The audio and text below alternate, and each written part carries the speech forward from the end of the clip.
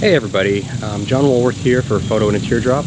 I had planned on doing my next video on shooting waterfalls over North Carolina, but we had kind of an unpleasant surprise yesterday that has prompted me to do a different video than I was planning to do.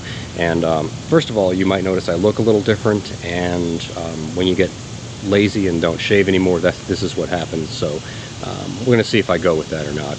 So I looked out my window yesterday and I noticed that there was something a little bit different about my Teardrop camper, and that's not really a good thing when you can look out the window and see something. So what happened was, first of all, if you check back in our older videos, I have a video on the way our Teardrop camper was built, how a cabinet maker built it, and he did a really good job with the cabinets and things like that, but the weather sealing wasn't really his top priority.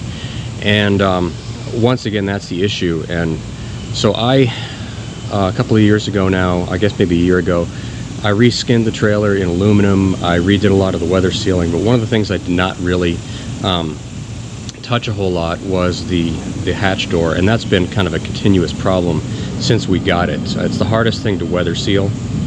So this is how humid it is out here today. I took my camera outside, and this is what it looks like through my lens right now. I'm gonna have to wait a little bit for the humidity to burn off of my lens. There's a few problems we've had with keeping water out of the back, and the reason I showed you that last clip is because the first problem deals with where we live. We live in the American South, and it's always hot and humid here. It's really hard to keep things dry, and so maintenance is a constant issue with the Teardrop camper. And if I were to do it again, I would make sure we had a garage to put it in, or some kind of an overhang. A garage would be better because we can keep some of the humidity out. But the second and the main problem that we've had is related to the way the hatch was put on with the hurricane hinge. And I'm going to show you that here, and that's what ended up happening here. So when I came outside, first of all, I noticed that there was a bit of a gap in the door of my trailer here. And you can still see it right now. And as you can see, what has happened is that where the hatch attaches to the camper has separated. And there's a couple of different reasons for that. And this video is going to be a little bit about what I would have done if I had built this properly in the first place. And, if you've got other suggestions and stuff, please feel free to put them in the comments below.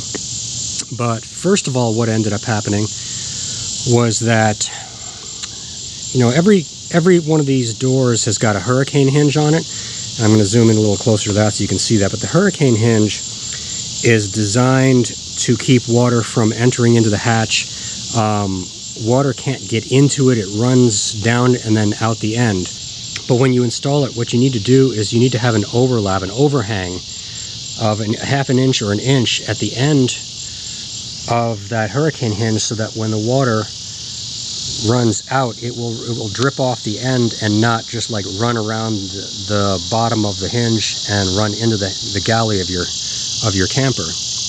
But as you can see, it's completely flush on both sides, and so what happens is water will run around the end of it, and then it ends up getting into the framework of the galley hatch.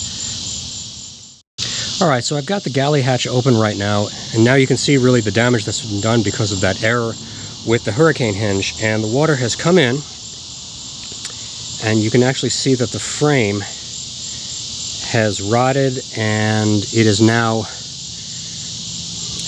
bent the door. Actually, the wood is rotted. There's a big kink in it, and I'm going to have to completely rebuild the door. You can see it's completely separating here at this point. So I'm going to have to take it apart and replace rotten wood. I may have to completely rebuild the thing, I'm not sure. And the other issue that we had was with these struts that were put in. Now, you normally put struts in to hold up a camper door, but the problem is that these were too strong. And one of these was almost enough to hold the door open on its own, but there's two of them here. And what happened was there was always too much force pushing up on the door, and so it was causing too much stress on the hinges, and would actually pull out the screws that were holding that hurricane hinge in. So just another thing I would do is make sure that the struts are the appropriate strength for your teardrop when you put them in. Don't put ones that are in that are too strong, for sure. All right, so hopefully I've been able to be a little bit of help to you if you're trying to build a teardrop, or if you're trying to figure out some of the problems that have happened with water infiltration with yours. You know, the three things really: just make sure that hurricane hinge is put on properly. Keep your teardrop out of the rain if you can all do that when you're not using it. And lastly, just make sure you've got the proper struts for the door that you're trying to put on so it doesn't end up damaging the door. So catch us next time, and we will be in North Carolina, hopefully.